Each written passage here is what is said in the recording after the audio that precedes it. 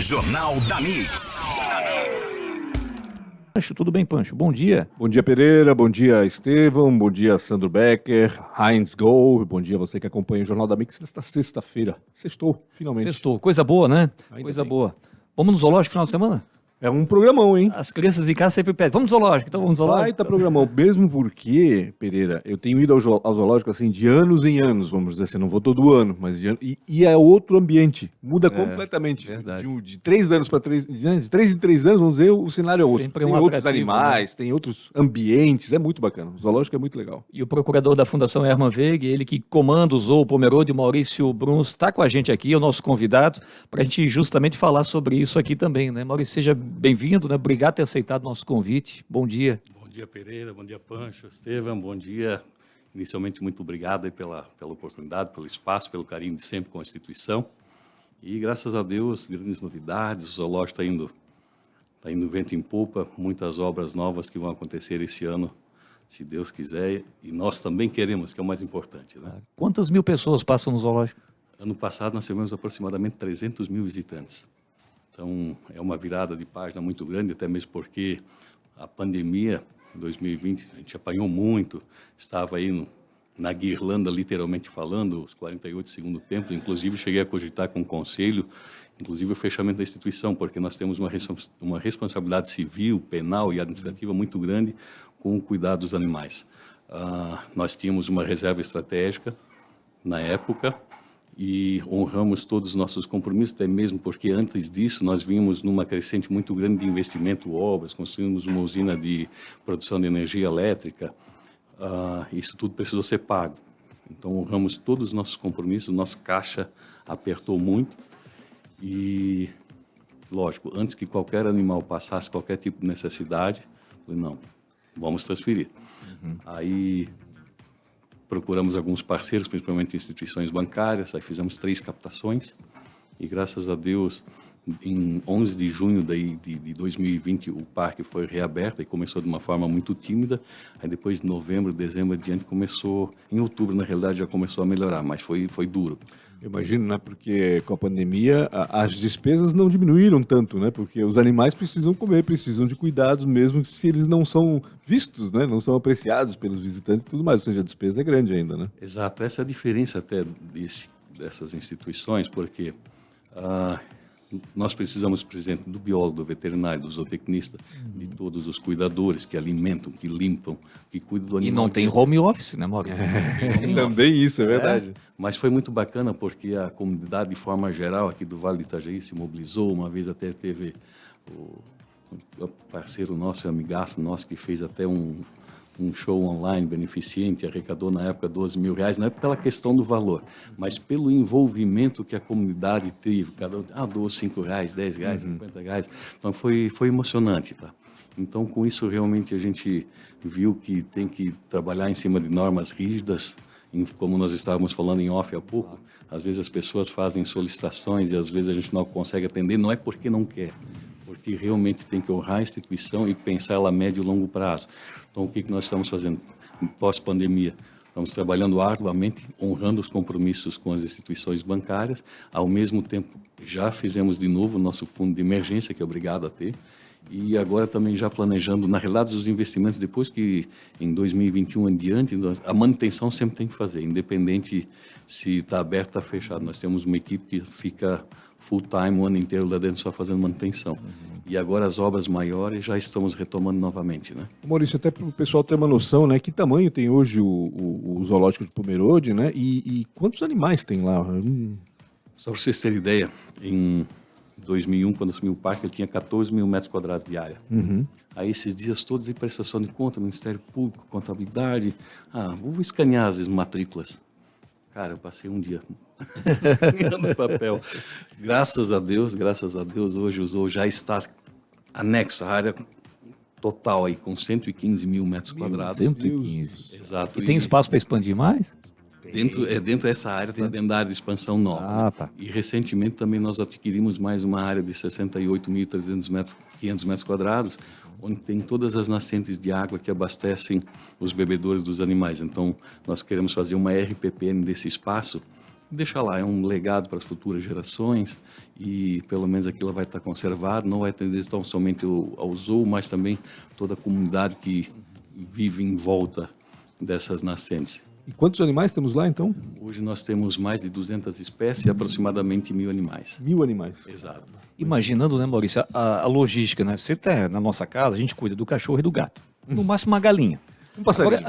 Agora você está lá, você tem que ter uma equipe especializada em que entende de pinguim, e uma equipe especializada em que entende de elefante, né? E como é que é essa logística, né, para poder manter essa diversidade que tem dentro do zoológico hoje? Isso é muito dinâmico. E alimentação e tudo mais, né? Exato. Aí você tem que se cercar de bons profissionais, também desde biólogo veterinário, zootecnista, e também da própria pessoa querer desenvolver profissionalmente, porque as academias, lógico, formam bons profissionais, na sua grande maioria, só que ela não entra no tão profundo, por exemplo, é especialista em animais silvestres, em mega, pequenos, cavalos, gado, então é diferente a dinâmica.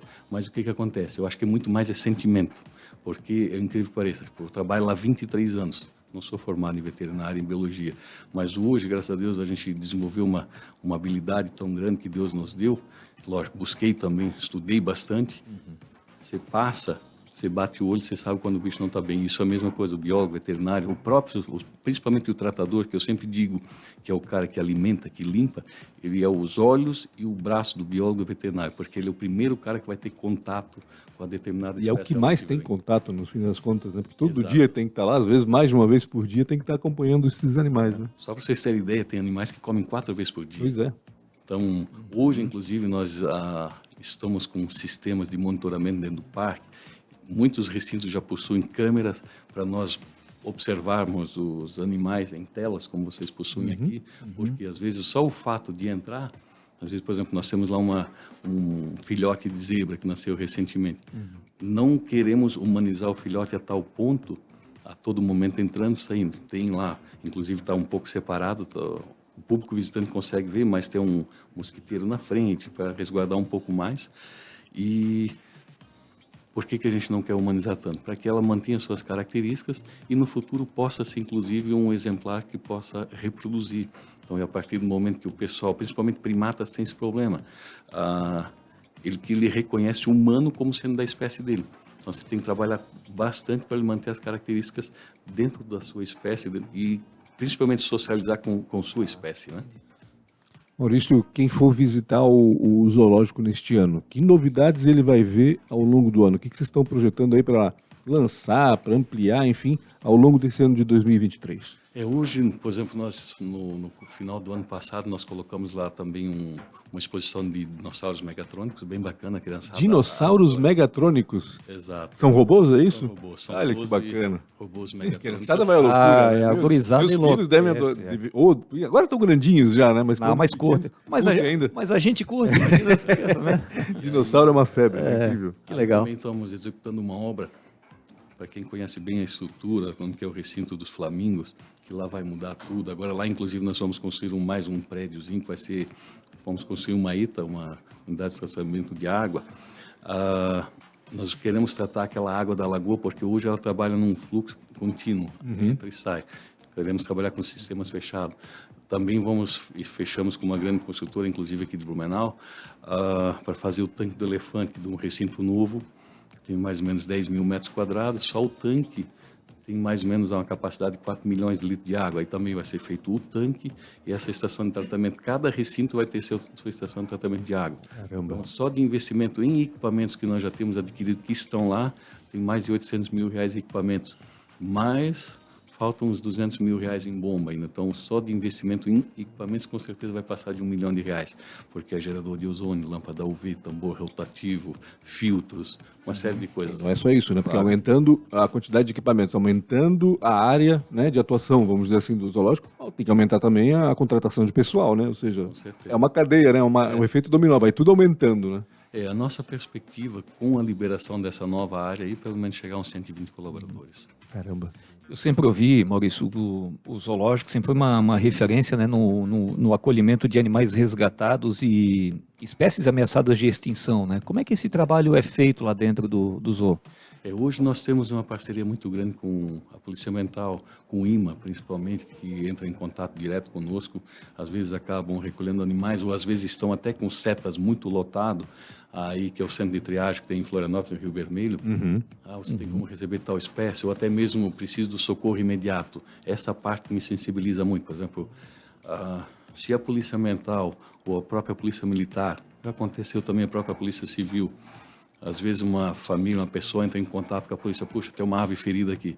Às vezes o tempo de deslocar daqui para ir para os setas em Florianópolis é verdade. a questão de vida e morte para esse animal. Então o que nós pegamos? Nós recebemos esse animal, tratamos. Se esse animal é tratado e recuperado, que ele está pleno e pode voltar para a natureza, volta para a natureza. Em caso extremo, tem uma amputação, perdeu uma asa, perdeu uma perninha, seja o que for, aí ele permanece na instituição sob cuidados humanos.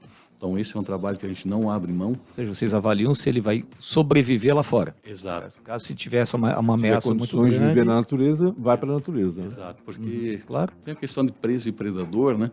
Se ele, principalmente se ele for uma presa, se ele não tiver capacidade de fuga, ele vai ser predado tão logo que é solto na natureza, né?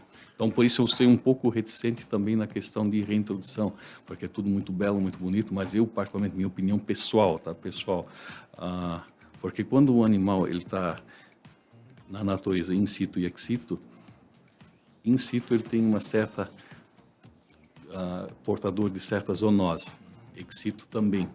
Então, às vezes, essa reintrodução compulsiva, às vezes, para fazer aquela fotinha bonitinha, será que não está levando zoonoses do ambiente fechado O aberto. para o aberto? Então, isso é um mundo muito amplo, entendeu? Cada um com suas argumentações, mas eu, particularmente, eu acho que tem que ser bem analisado. Maurício, tem aumentado, né, nos últimos anos a preocupação com a saúde desses animais, até psicológica, vamos dizer assim, mental, né? Porque o zoológico tinha uma coisa meio assim, pô, os animais estão presos, não são bem tratados, entre aspas, ou seja, não têm dignidade, não estão livres, não estão soltos. Muito se falou dos animais em circos, e hoje já tem um monte de circo que, aliás, nem tem, né? Tem leis que proíbem aí, né? Vocês têm essa preocupação também, né? De evoluir nesse sentido, ou seja, de dar aos animais uma condição melhor a cada dia, né? Com certeza. Todo ano a gente investe muito justamente em desenvolvimento de novos projetos para melhorar cada dia mais o habitat desses animais e principalmente hoje nós estamos muito focados, animais de resgate, que é o primeiro plano. 2, programas de conservação. Hoje nós fizemos parte de diversos programas de conservação, não só dentro do Brasil, mas muitas em convênio com instituições de fora do Brasil. Por exemplo, os nossos leões, quando chegaram no Brasil, haviam apenas 74 no mundo. Exemplares. Então, desses 74, nós temos 4. 74. Agora já são 82, aumentou um pouco a população. Mas 4 estão aqui. 4 estão no Brasil. Que é por que é feito esse tipo de parceria com as instituições? Por ser uma espécie muito rara, às vezes, por exemplo, o que aconteceu aqui com o caso dos bugios, deu a febre amarela. Então, inclusive no habitat natural, quase extinguiu as espécies. Inclusive, fico muito feliz porque agora, dentro do Instituto Chico Mendes, foi criado um programa de reprodução do bugio. Então, graças a Deus lá no zoo, nós não perdemos nenhum animal. Pelo contrário, reproduzimos. Mas o que nós fizemos? Fizemos um investimento vultuoso, compramos aqueles sombrites que não passam mosquito, tipo mosquiteiro, cobrimos todos os nossos recintos e os nossos animais estão reproduzindo. E assim também aconteceu com outros zoológicos também no Brasil. Então agora foi feito todo o recadastramento dentro de um programa nacional, junto ao Instituto Chico Mendes, e agora nós vamos começar a trocar figurinha, trocar exemplares por causa de consanguinidade, fazer grupos novos. E daí quando você tiver um número suficientemente grande, backup, em cativeiro, aí você começa a devolver para a natureza. Isso aconteceu muito bem, foi um programa que deu muito certo também com o miculhão dourado. E é sucesso. Então hoje é muito importante também que o Brasil se preocupe em pegar uma parcela, um pequeno percentual desses exemplares e distribuir em outros continentes, Europa, Ásia, porque se dá novamente febre amarela aqui, mas nós temos backup genético fora do Brasil. Então isso hoje nós temos procura, só para ter ideia, para receber uma família de gorilas. Temos demanda aí agora, o pessoal da Basileia, na Suíça, entrou em contato comigo já várias vezes. Puxa, quando é que você vai receber os rinocerontes asiáticos? Eu estava na ponta da língua para te perguntar, como é que para um rinoceronte pomerode, no zoológico.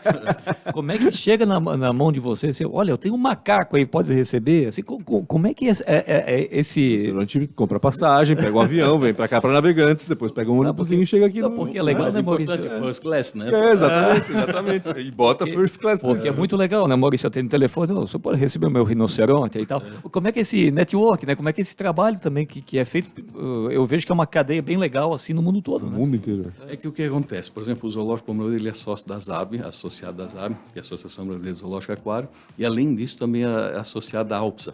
A ALPSA é a Associação Latino-Americana de Zoológico e Aquários, da América, né? A Latina.